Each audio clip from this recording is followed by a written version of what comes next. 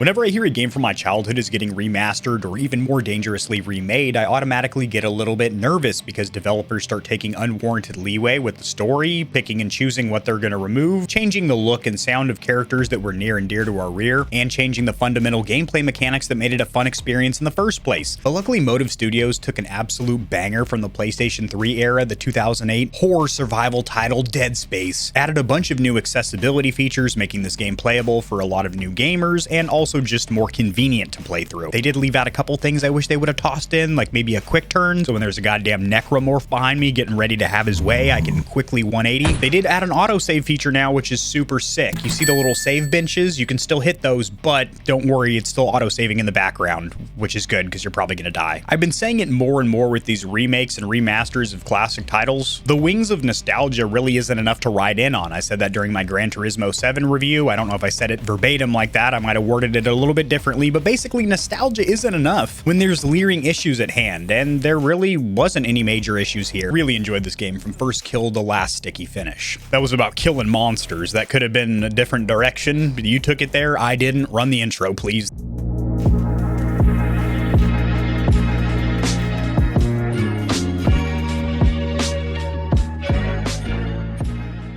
Alrighty, Stallions and Stallionettes, jumping right into this review. Don't worry about my hair. Playing this game overnight, wrap it and tap it, finish it up for this review. Dead Space really immersed you into an industrial space-like environment and put you into the greasy boots of Isaac Clarke. Now, luckily, Motive Studios stayed very faithful to the core material. However, they did make a couple of gameplay tweaks or changes. For example, one of the parts of the game where you're taking down these asteroids that's flying at you, instead of just hopping into a stationary turret, which I wish they still would have included that section, but then had the section that they ended up adding. But the section that they did add is incredibly exciting. You're floating through space outside while you're taking manual control of these huge AA laser guns to shoot asteroids. Plus you got necromorphs shooting acidic jelly at you trying to melt through your spacesuit. It's just a good time. And it was a better time than just sitting there in that hard to control wonky AA gun, which I wish they still would have had that stationary shooting section because it was in the original. Beggars can't be choosers. So if you don't know the story, you're only about a decade late, but I'm going to catch you up with a surface level summary, spoiler free. Gather around the campfire. AK-40 Kevin's it's story time, bitch. Sit down. The year is 2508. Human beings, being the haphazard fools they are, have been using the resources of Earth sporadically, and basically the planet's absolutely depleted. She's been pumped dry. Luckily, these massive spacecrafts called planet crackers can do planet cracking, in which they approach planets and drill into their cores to suck their sweet, sweet nectar, basically natural resources. Now, you as the protagonist are Isaac Clarke, who is a ship system specialist and an engineer, traveling aboard the shuttle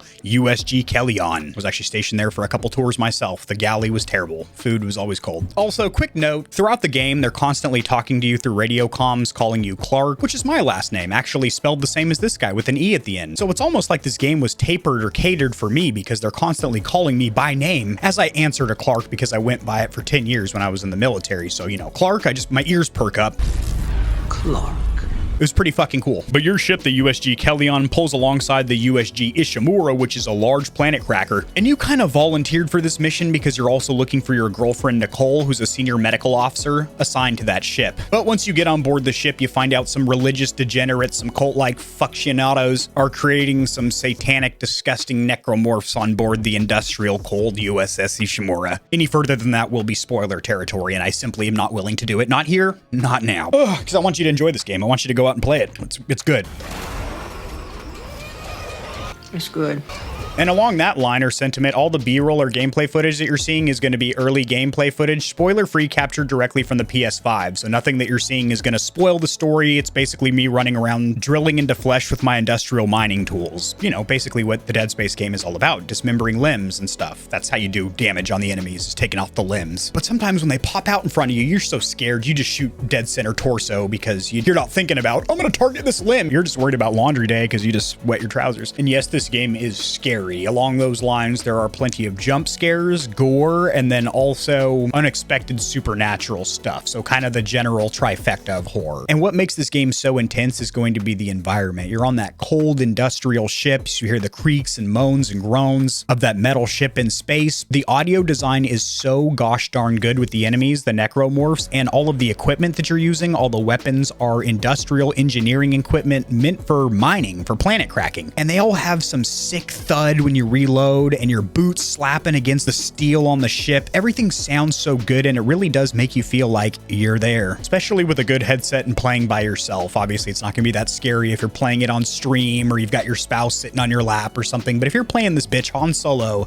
in the dark with some headphones on, you're going to jump a couple times. Something's going to happen. As for price, platform, and where to buy, you can pick this game up for $60 on the PC via Steam launcher, $70 for Xbox. Although if you have a Game Pass subscription like I do, you get a small discount, bringing the total down to $63, so saving $7. And then $70 on the PS5, which is the platform that I played it on, purchasing a digital version from the PSN. As for the gameplay, I'm not going to spoil anything, but it is very true to the original 2008 game, so it does break up the monotonous shooting, the running through corridors, the third-person action-adventure style gameplay, shoot and loot mechanics by going outside the ship into some zero-gravity environments. Also, different sections of the ship look completely different. For example, there's a herbology or greenhouse department, agricultural section of the ship, and that looks completely different. And while I will say some of the sections of the game haven't aged well, where you are running back and forth, basically backtracking your steps, although it does stay exciting because enemies are popping out of new places. For example, you might be backtracking an area that you've already cleared out, and you're not expecting anything to happen because, well, you've already killed everything in that area. It's cleared out. No, keep an eye on the vents, the floors. So in that aspect, it's kind of randomly procedurally generated, not the corridors, the environments, but the enemies where they're going to pop up. They will just randomly get in your face. Now, I will say two things that would have made gameplay a lot more enjoyable would be a shoulder swap button, since this is a third-person shooter, not a first-person. Obviously, the camera is over one of your shoulders when you're trying to take cover up against a wall to peek out and hit an enemy while keeping yourself not hittable. Basically, you can't shoulder swap. So basically, the camera is just staring at the wall. I mean, that's a staple of a third-person shooter, is to be able to shoulder swap. And I'm gonna feel like an idiot if you can, and I just played through the whole game without shoulder swapping.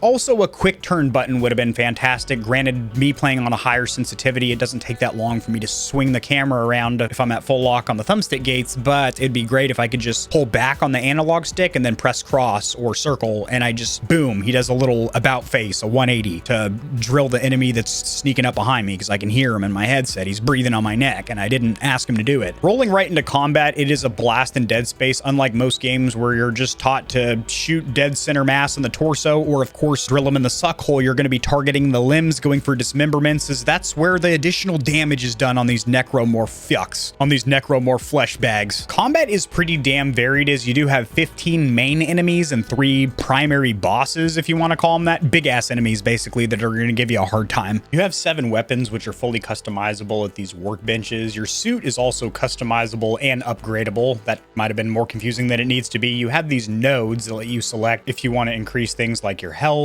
oxygen capacity for in space, and how long you can freeze time, or slow enemies, I should say. All 7 of the weapons do have an alternate fire mode, which generally uses additional ammunition, and I only use it sparingly for larger enemies, or when I'm just butt-fucked against a corner and I'm panicking. Now, some gamers and articles might say the game has 9 weapons, but they're counting the stasis and kinesis modules, which are just suit abilities that allow you to slow time, use a Jedi power to basically, well, it's not a Jedi power, it's technology, not magic, but an ability that allows you to telekinetically pick up objects and move them, which comes into play for primarily puzzles, but you can also pick up large things and throw them at necromorphs. Granted, I hardly ever do that, but technically 7 weapons, and they definitely do vary and change up the way you approach a fight. Do you want to just lay down a firewall, or do you want to actually target limbs with something like the plasma cutter because you're actually a good shot, unlike your boy here? I just said I liked games, I never said I was good at them. Using a different microphone than usual? What do you think? Probably very little distinguishable difference. But where there is a huge visible difference is going to be with the graphics of the 2008 PS3 original and this 2023 PS5 remake. Holy shit, the graphics are astronomically good. Now, I haven't mentioned this on the channel whatsoever, but I did purchase a new television recently. It's an LG C277 slap me around sideways TV. So as long as I'm in a dark room, which my living room that I game in always is, I can really take advantage of some badass HDR high dynamic range, and Dead Space is the game for that, because you're in the dark corridors of a ship. So there are corners of a room that are so pitch black you don't even want to go there. Now,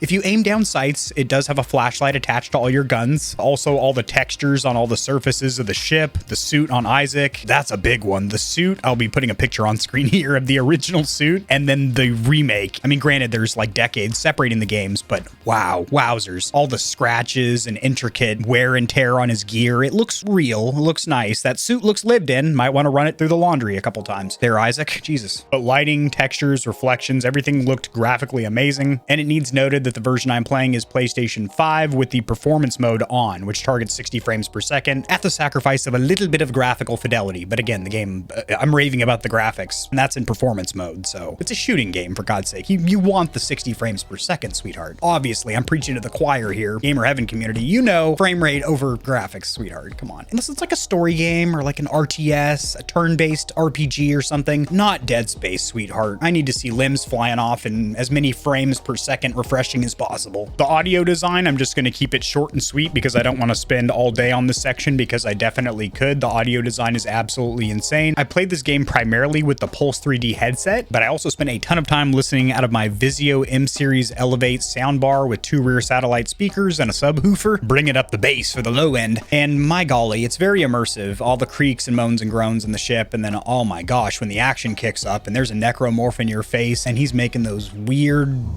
fleshy, mushy breathing noises that they make because their lungs are all goopy and stuff. They're obviously pachydeers. Rather than sit here trying to paint a picture for you talking about it, I'm just going to play like a 5-second clip.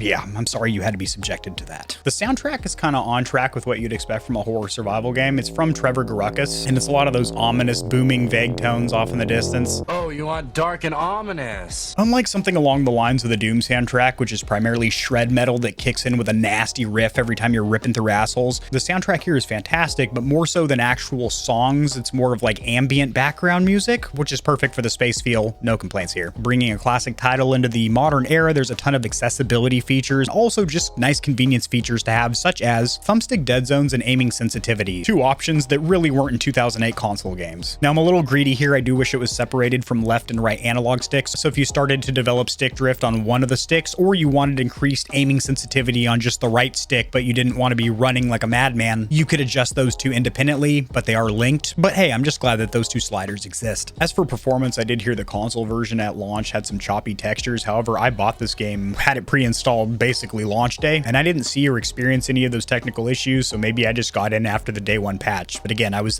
there day 1. All the consoles are using AMD's FSR 2.1.2, which is an image upscaler, which uses the low internal resolution and then scales it to a higher output resolution, so similar to NVIDIA's DLSS or deep learning super sampling. Now on screen here is a very useful chart. You can feel free to pause the screen if you want to get a little time with this. And these are all the output resolutions. This is the platforming mode that I played at. And yes, I did try out quality mode that is 4K and that does use ray tracing ambient occlusion, or RTAO. Now the little Series S only has 1 visual mode, which is at 30 frames per second, but that is a rock solid 30 frames per second with only 1 or 2 moments generally during large cinematic cutscenes that will dip down. The Series X and PS5 will default to their performance modes targeting 60 frames per second and 1440p. However, they both have a fidelity mode at 30 frames per second and 4K, which are basically a direct mirror of each other. However, there are slightly more noticeable frame rate dips on the PS5 version. I got a couple. They were so momentary and not game breaking, a lot of gamers wouldn't even notice them. And as a final sentiment, the journalist at Digital Foundry had this to say: as a big fan of the original Dead Space, I'm really impressed with the overall quality of this remake. It has been overhauled top to bottom, but it still feels like the source game in all the ways that count. Yeah, that's pretty much going to be my verdict as well. The guy took the words right out of my lips, right off the tip of the tongue, bastard. As for the controller features of the DualSense, that was one of the reasons that I purchased the PS5 version, paying an extra $7 versus going the Xbox Series X version with my little Game Pass discount. I'm glad that I took that route. The haptic feedback was insanely immersive. Whenever Isaac's boots are clumping against the ground, left boot, right boot, you feel that in your controller. It's not disorienting, it's not overdone. There's a couple of moments where I think they should have tapered back on the haptics slightly during some cinematic cutscenes, where it just felt like a bowl of audio vibration soup. But other than that, the combination of the adaptive triggers, all the guns have a different trigger feel, and then each alternate fire mode has like a badass haptic vibration as well. It just felt super dope and immersive. And of course you can turn that off if you'd like as well. Now I will say I only indulged in the adaptive triggers for a couple of hours, and then I turned on the trigger stops or locks on the DualSense Edge controller. Comprehensive review linked in the description below. But obviously I was enjoying the haptic vibration and the built-in speaker of the controller the entire time, which definitely added to the immersion of being on the USS Ishimura as Isaac Clarke. It's kind kind of what we're starting to expect from the DualSense controller, is that it is going to add to the immersion of games with the haptic feedback, adaptive triggers,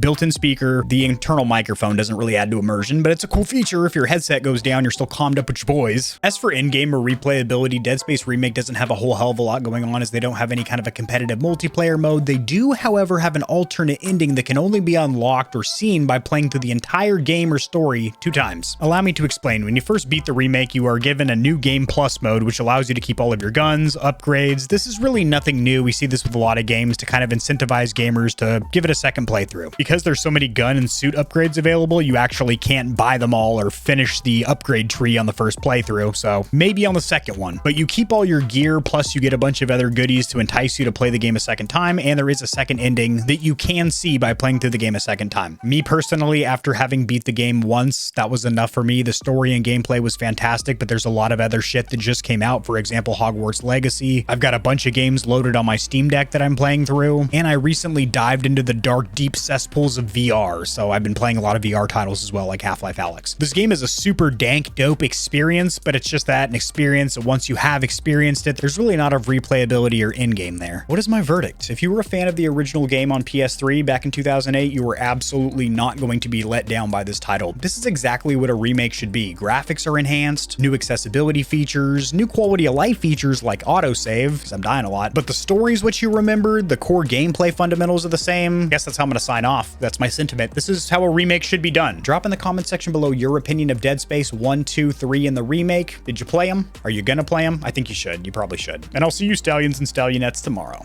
Peace. If you enjoyed the video, liking it helps it to get seen by more gamers. This information will reach and assist them as well, which in turn helps me grow this little channel, which I do greatly appreciate. Subscribe for more content like this. I cover news in the gaming community and industry, tutorials helping you get set up streaming and YouTubing, as well as honest gaming product reviews, keyboards, mice, headsets, controllers, mics, chairs, etc. There are some hefty exclusive discount codes found only in the description of my videos and only for the audience here at Gamer Heaven. I have links to all my other platforms and socials in the description below. To get in touch with myself and the Stallions and Stallionettes of Gamer Heaven, join the community Discord, and check me out at twitch.tv where I go live every other leap year on a blue moon if it falls into an odd calendar number, and my pH balance is on point. Just kidding. Starting June, I'm going to be live streaming a lot. Thanks for watching. This has been AK40 Kevin hosting Gamer Heaven, and I'll see you tomorrow because I upload daily. All the time. 60% of the time. Sometimes. Most of the time. Peace.